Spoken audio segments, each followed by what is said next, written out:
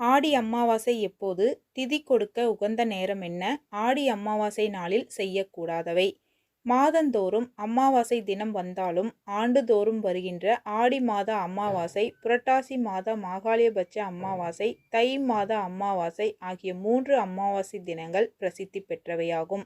வழக்கமாக வரும் அமாவாசைகளில் தங்களது முன்னோர்களுக்கு திதி தர்ப்பணம் கொடுக்க தவறியவர்கள் ஆடி அமாவாசை, புரட்டாசி அமாவாசை, தை அமாவாசை தினத்தில் தர்ப்பணம் கொடுத்தால் ஆண்டு முழுவதும் அமாவாசை தினங்களில் முன்னோர்களை வழிபட்ட புண்ணியம் வந்து சேரும் என்பது ஐதீகம். இந்த ஆண்டு ஆடி 8ஆம் தேதி ஜூலை 24ஆம் தேதி அன்று ஆடி அமாவாசை வருகிறது. இந்த நாளில் முன்னோர்களுக்கு நீர் நிலையங்களில் தர்ப்பணம் கொடுப்பது நல்லது. தர்ப்பணம் கொடுக்க முடியாதவர்கள் அன்னதானம் செய்யலாம். இப்படி செய்வதன் மூலம் பித்ருதோஷம் நீங்கி குடும்பத்தில் மகிழ்ச்சி அதிகரிக்கும். ஆடி அமாவாசை தினத்தில் காகத்திற்கு படையல் போடுவது முன்னோர்களை மகிழ்ச்சியாக்குவதற்கு எளிய வழியாகும்.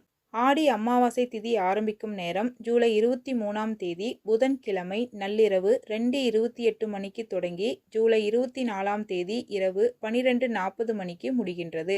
அதனால் ஜூலை 24ஆம் தேதி அதிகாலை முதலே திதி கொடுக்கலாம்.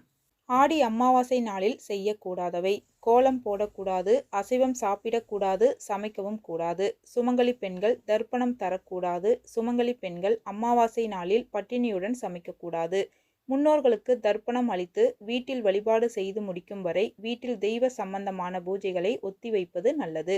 தர்ப்பணம் கொடுக்கும் பொழுது கருப்பு எல்லை மற்றவர்களிடம் கடன் வாங்கக்கூடாது. கணவனை இழந்த பெண்கள் மட்டுமே தர்ப்பணம் கொடுக்க வேண்டும். கணவனை இழந்த பெண்களும் அமாவாசை விரதமிருந்து படையல் போடலாம்.